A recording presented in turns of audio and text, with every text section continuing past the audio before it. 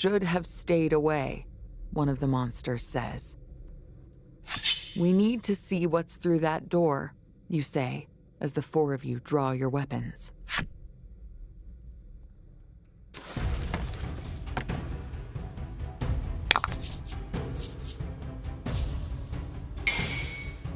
To battle.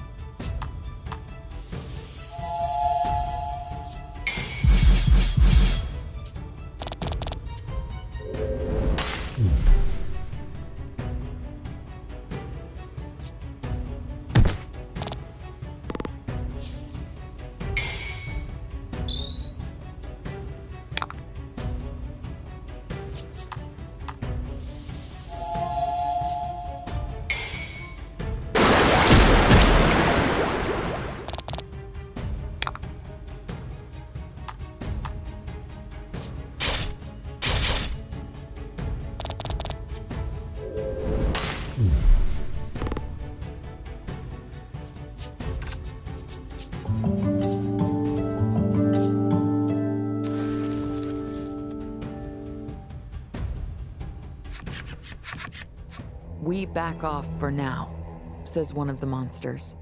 They flee.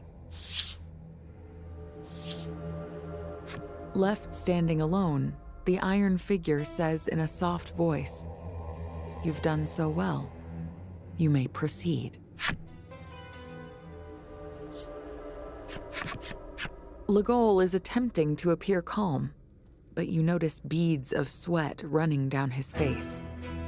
The figure's voice was certainly unsettling, but it didn't seem that unsettling. Polka looks at the rest of you and gives a deep bow of his head. "I'm so sorry to have dragged you all into this," he mutters, his voice barely audible.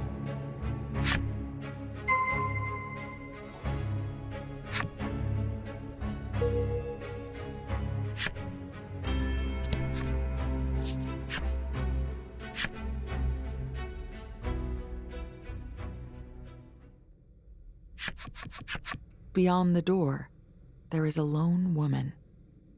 Polka gasps at the sight of her.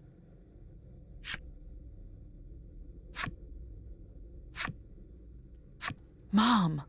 Polka shouts. He tries to run over to the woman. Legol holds out an arm. "No, don't."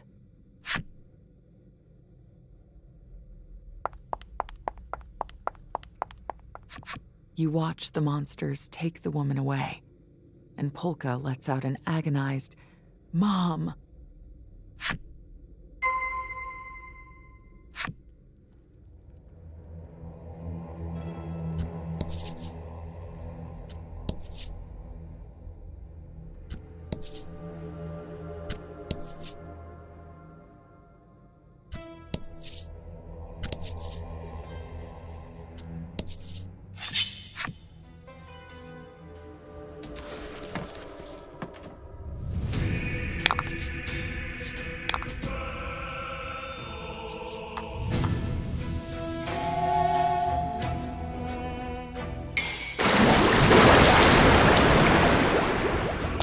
Beautiful.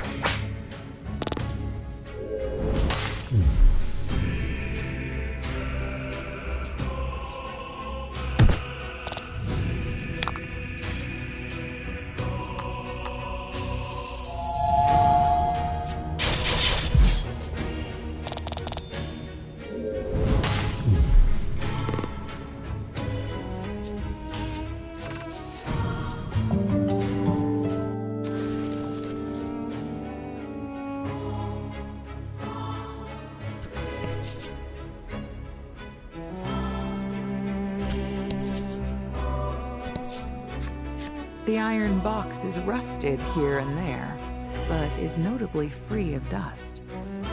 Maybe someone has been taking care of it.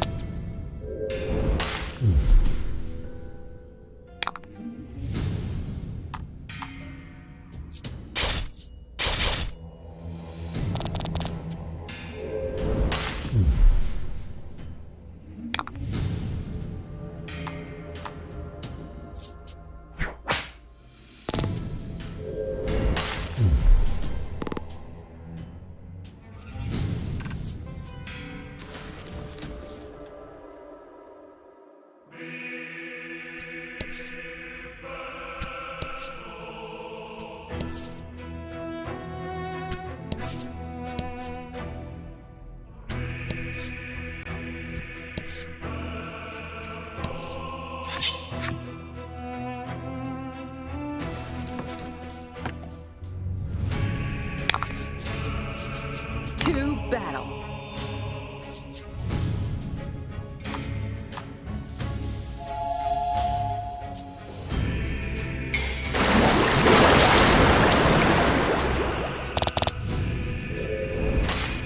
Beautiful.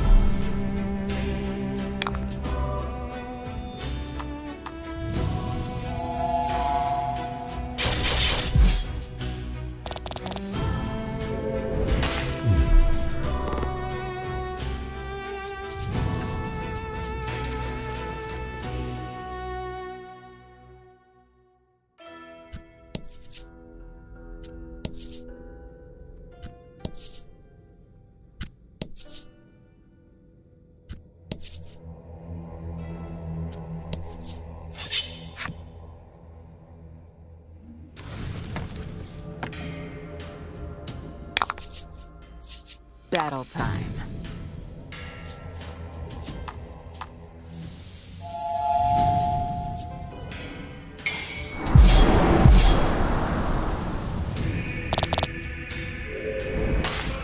Beautiful.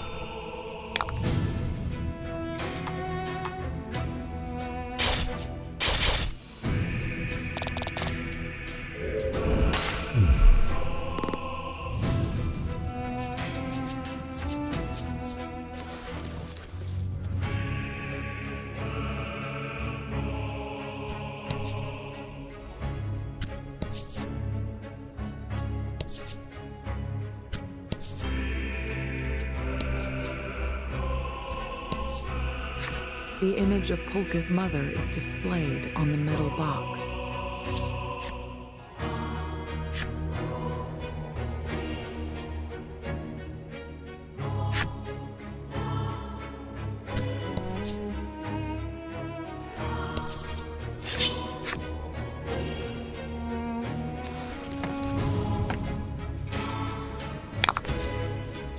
Get him!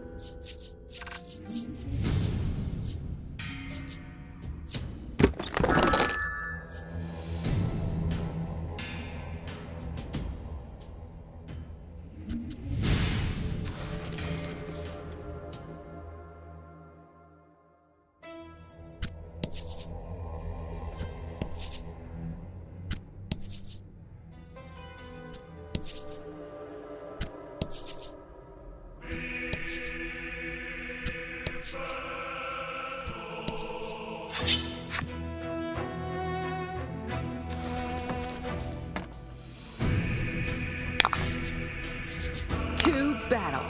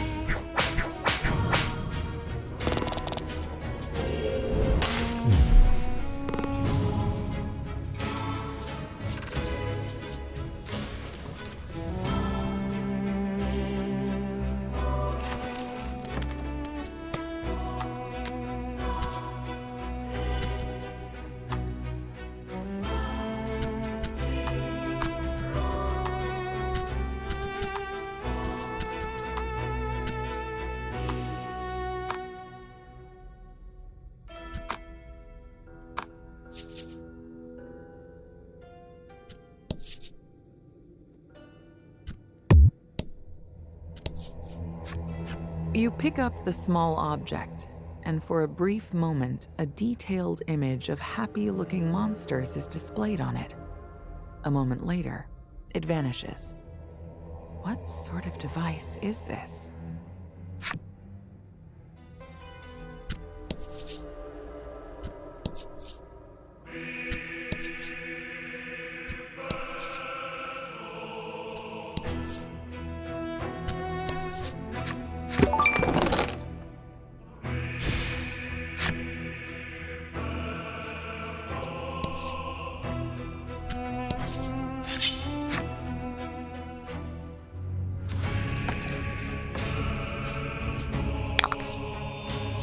To battle!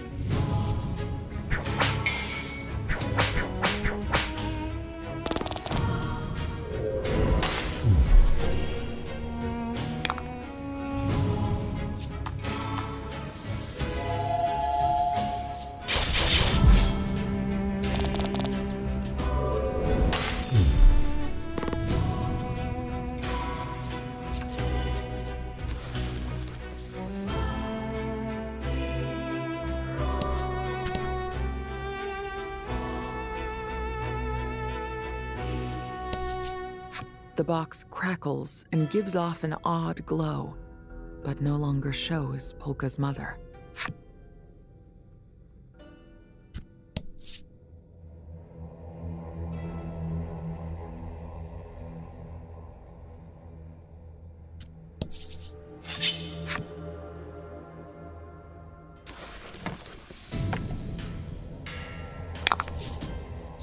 Battle time.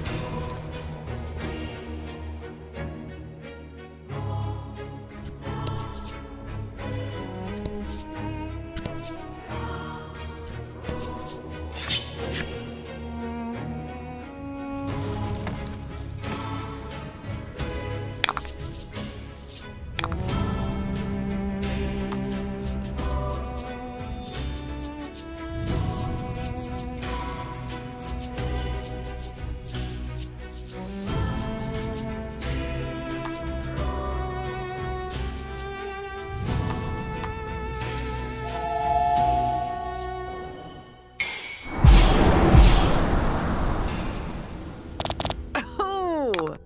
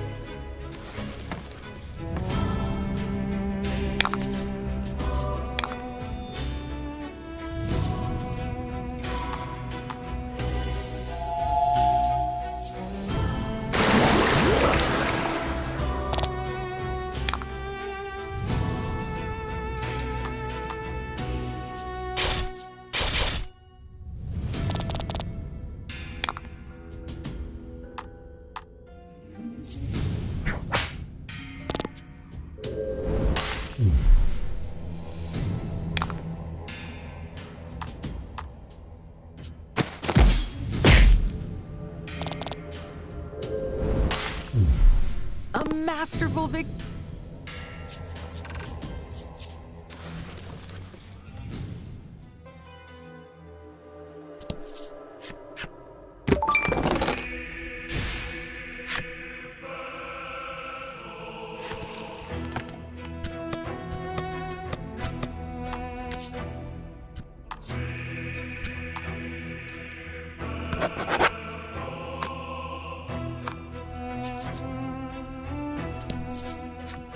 The monster pouts. I've got these amazing wings. I don't belong in this dingy place. I want to fly in the sky.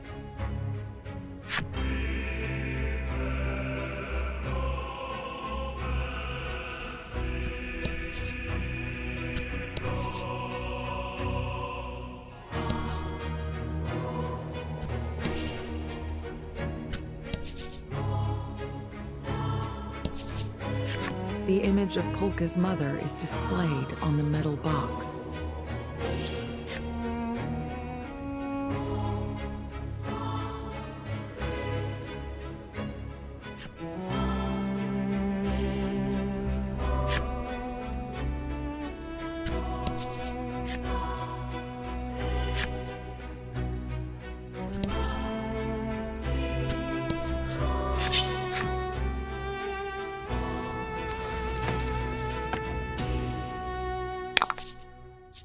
Get him!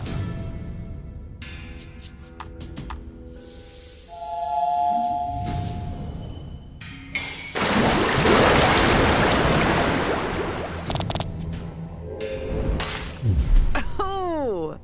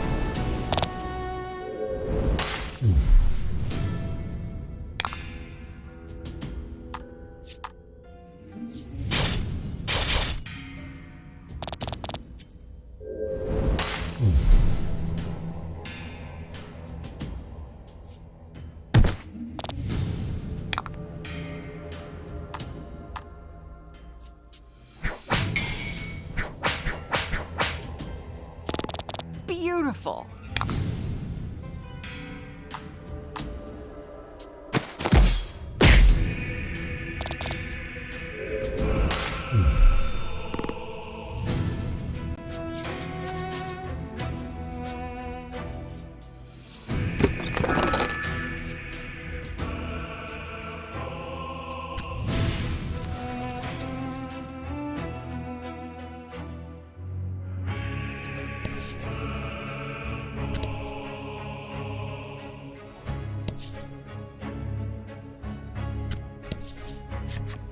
The monster mumbles, "What I wouldn't give to take another drive up the coastline."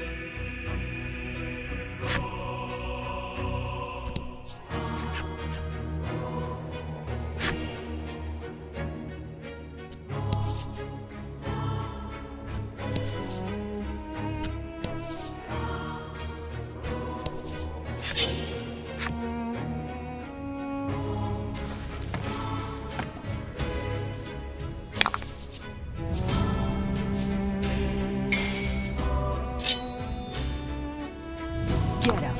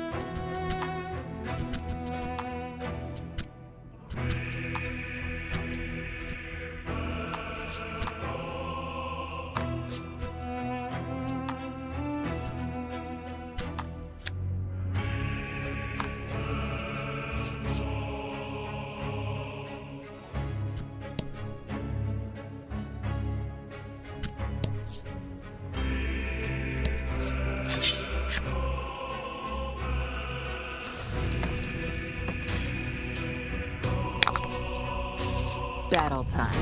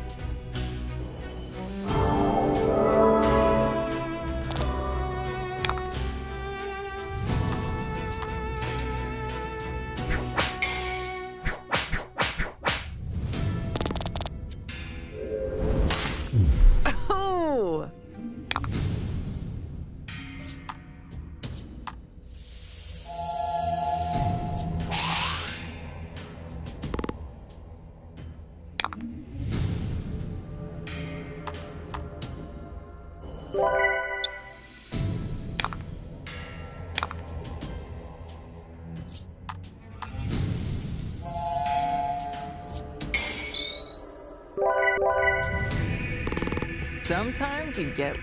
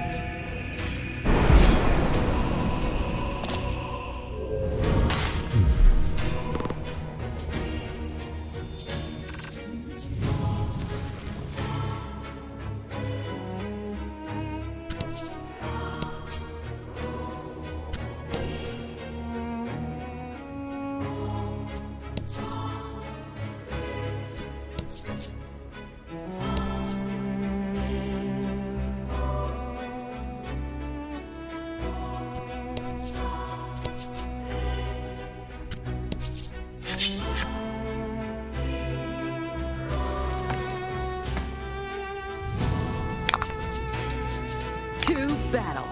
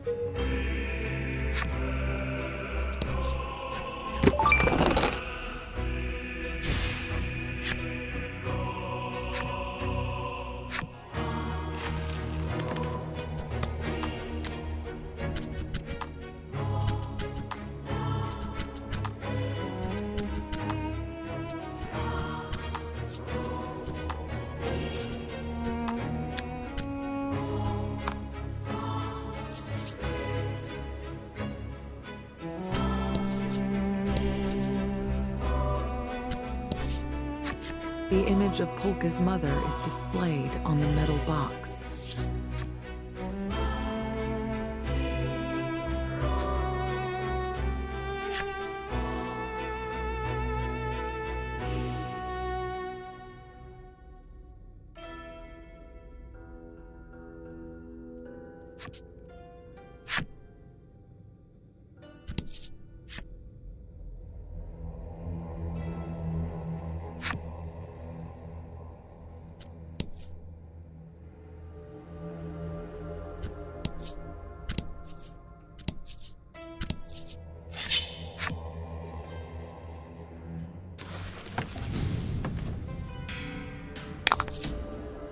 Battle time.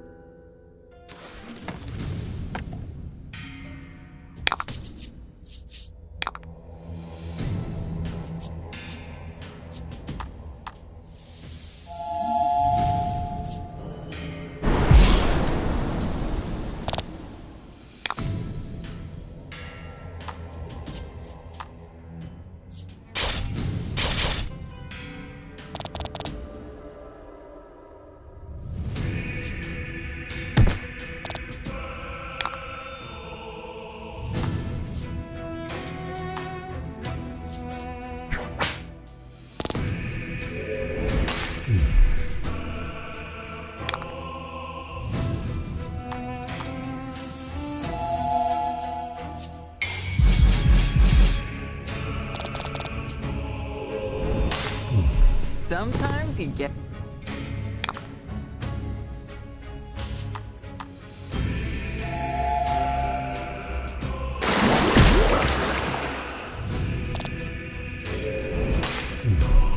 A masterful victory.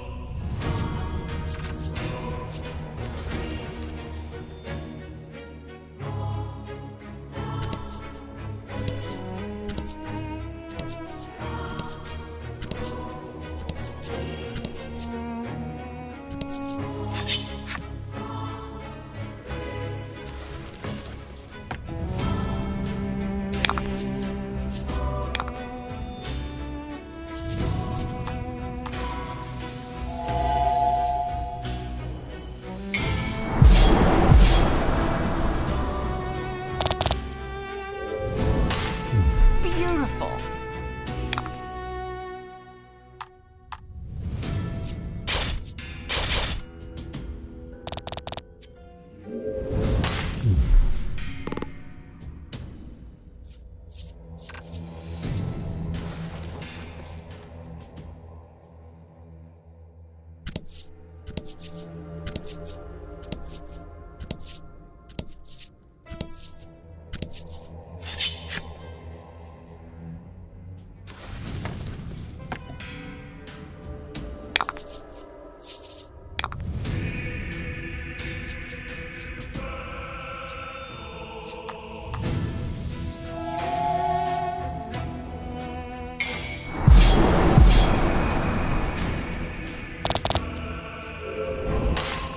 Beautiful.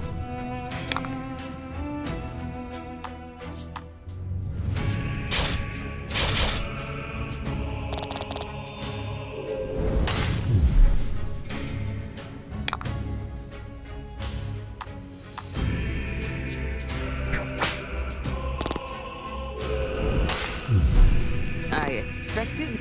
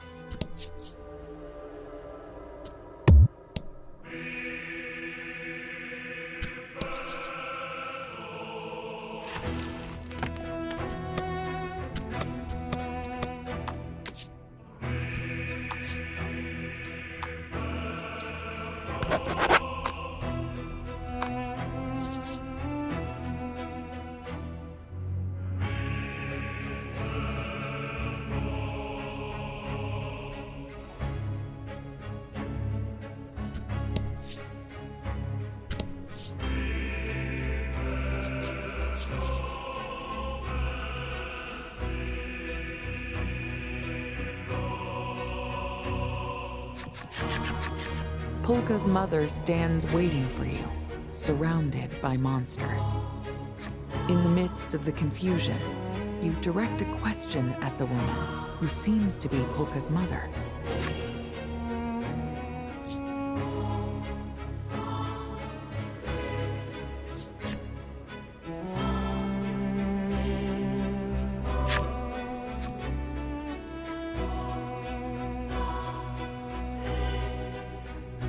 Visibly trembling, Polka forces a few words out. Mom, why? Mizar laughs gently, and then claims she will show you something good as a reward for making it all this way.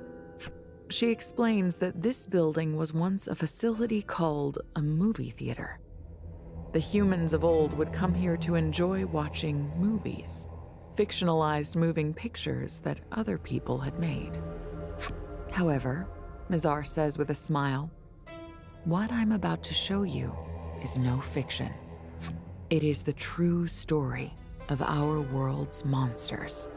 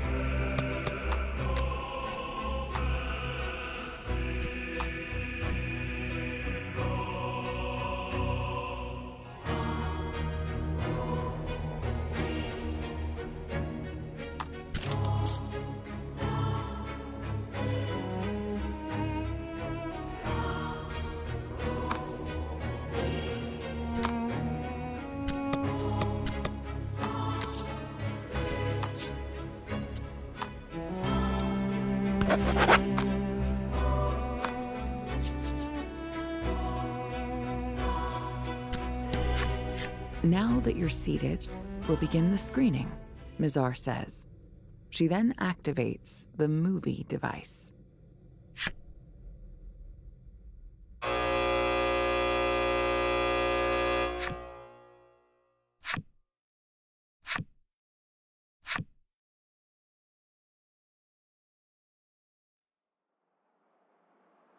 Once upon a time, there was a village in which humans dwelled. Terrible beasts called aberrants had descended upon this village. Amidst the chaos of fleeing inhabitants, a lone man fought back against the fiends.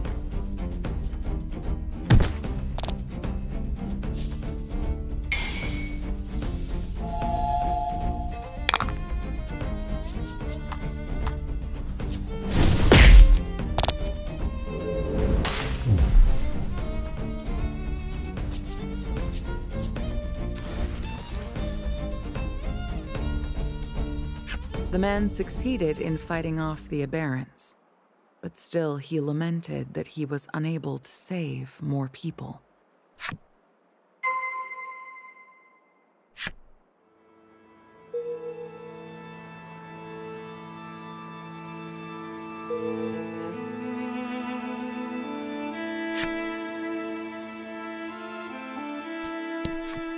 The girl sobs, "Mom, Dad, where'd you go?" The man knew that he could not stand by and let things continue as they were. And so he decided that he would work with the villagers to come up with a solution while time yet remained.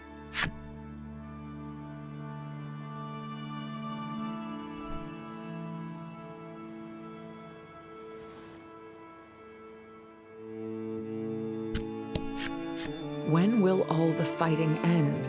cries the old man, his voice breaking with indignation. In this era, the fires of war had spread across the world, and into that raging conflict came biological weapons, the Aberrants. Their incredible power was meant to bring an end to the long years of bloodshed, and yet, in the disarray of war, the means to control these weapons was lost. Now, unable to be controlled, the Aberrants went berserk and ultimately became an existential threat to humanity.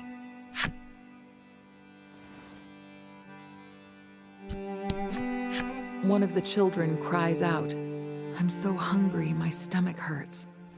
In this era, climate change had pushed the world to the brink of a major food crisis. This in turn caused skirmishes and outright war to break out all over.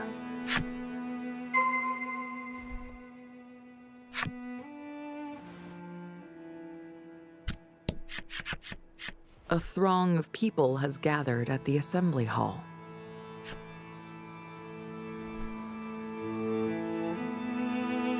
Persuaded by the man, the villagers decided to turn to a last resort. They would turn to genetic modification in order to give themselves the strength to fight back against the Aberrants. And while those whose bodies were altered in this way would have strength enough to rival the Aberrants, their appearance would be totally and irrevocably changed. But the people were determined to do this, to secure a future free from the Aberrant terror. Women, children, and the elderly were sent away to a place of safety. Then, hands trembling, each of the remaining villagers accepted a drug from the man who had proposed the plan. And every single one of them was transformed into a monster.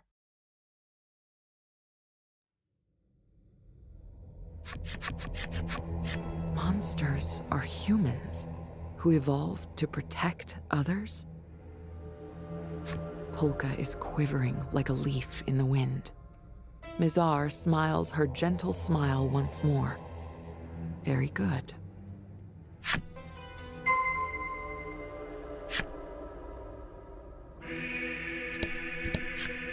The monster mumbles a few forlorn words. "We are human, same as you." He explains that it has been a long time since they last spoke to a human other than Mother, and themselves, he quickly amends. With an air of self-mockery, he adds, "Sometimes I forget." Voice filled with resentment, the monster says, "We are human. Why did the others treat us so badly?" He goes on to explain that as the aberrant threat receded, those who had transformed faced persecution at the hands of the surviving humans. At length, they were driven into this cold, remote place where the mere act of survival was a bitter struggle.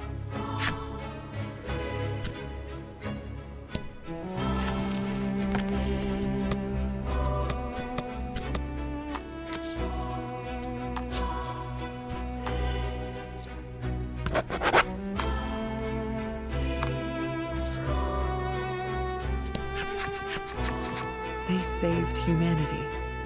Their reward?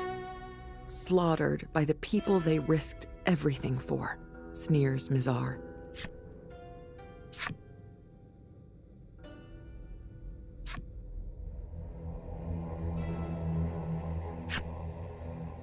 There is something wrong with this world. You agree, don't you, Legol? Mizar says, fixing her gaze upon him. Legol hangs his head as though all strength has left him.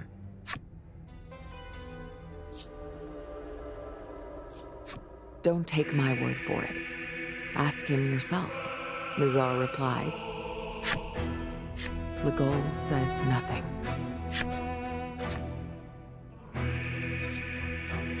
Legol says nothing. Instead, Mizar speaks up. You're utterly hopeless, Legol. she beckons you forth. Come this way.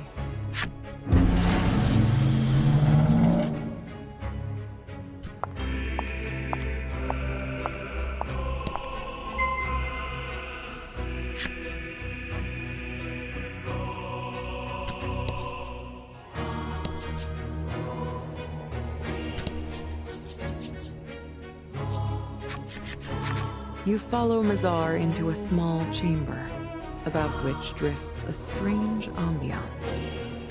She explains that it is in this laboratory she conducts research on the mutagen that transforms humans into monsters.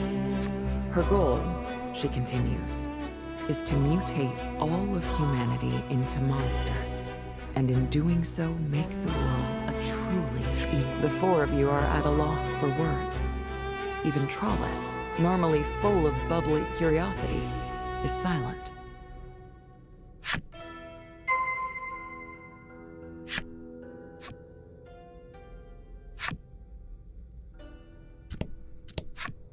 Trollis seems utterly perplexed, listening intently to see how the rest of you react.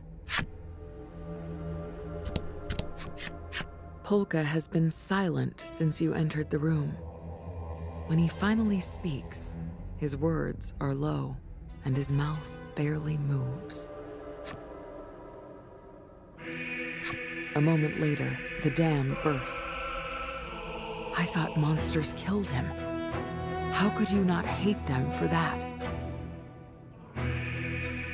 Mazar gives a weak laugh, because the one who used a monster to kill your father was me.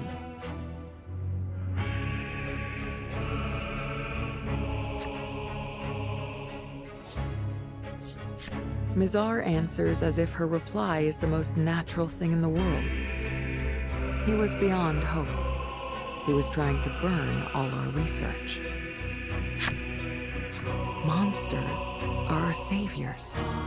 They protected our world, and yet they were persecuted and driven to the fringes. I will never accept inequity of this scale. And that's why I will transform all of humanity into monsters. That is true justice. And your father stood in the way of it, so he had to die. Don't you agree, Polka? Polka is overcome. His jaw works soundlessly for a few minutes. Finally, he manages a feeble, so this is the truth. The light has gone from his eyes. Legol is as quiet as the grave. His eyes are fixed on the ground. Seeing you checking on him, Mazar says, Legol was a test subject for the mutagen. We never should have come here. Legol's voice is a sickening rasp, as though he is coughing up blood. Perhaps the traumatic experience of being experimented on explains the unusual way Legol has behaved since you arrived in New Terra. Suddenly, Mazar cuts through the quiet with a loud clap. It is nearly time.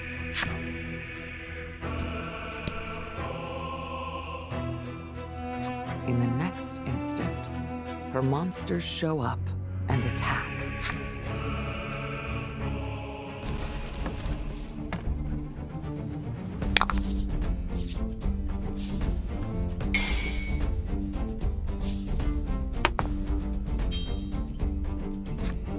Your enemies are monsters, but also former humans. And all of the monsters you have been using were once human too. The reality that everyone here is human washes over you. Your hands start to tremble, and you can't bring yourself to fight. Polka is overcome with shock. Legol, trembling, seems somehow smaller. Both of them have completely lost the will to fight. Trollis alone seems to have it together. Come on, we can do this, she shouts, desperately trying to encourage her friends.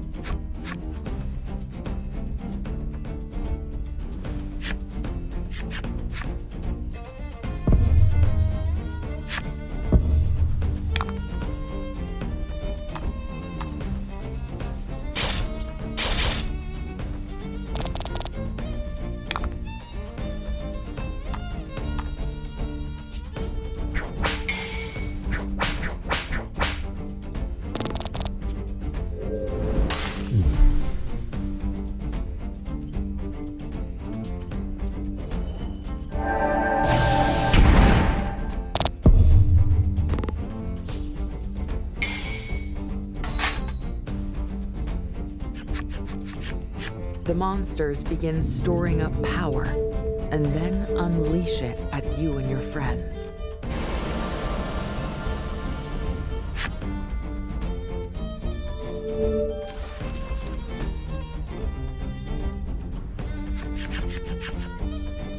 Trawlus fights desperately to protect you and your friends, and manages to keep the worst of the monster attacks from finding their mark. Mizar's sonorous proclamation echoes out, just as the ruins begin to collapse.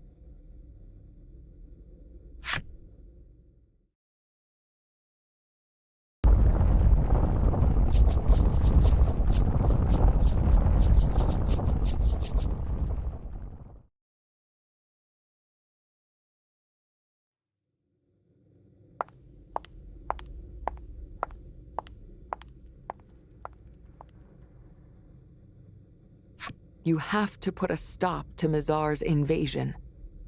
Somehow, you manage to force your leaden legs to move, and you take off after her.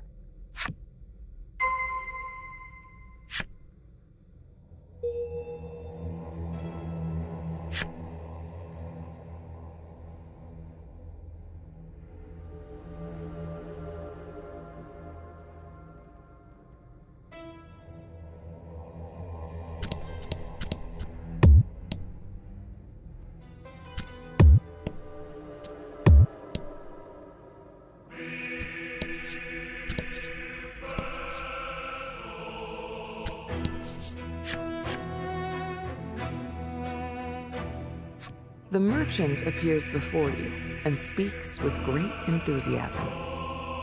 He explains that he and his market were caught up in the earthquake while exploring New Terra in search of valuable goods. That said, he adds with a little bounce of delight and eyes aglimmer, this place seems absolutely stuffed to the gills with valuable pieces. His indomitable dedication to business lifts your spirits, and you can't help but crack a little smile.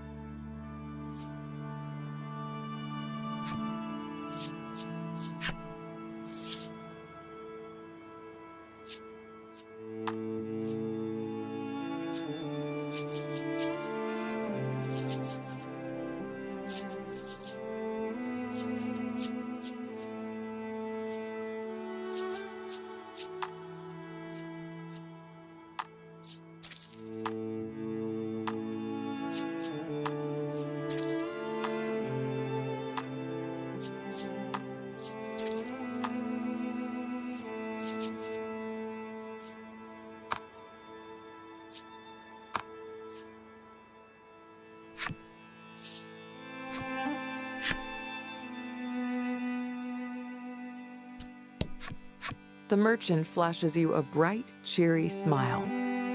I'll spare no efforts for you, my most favorite of customers.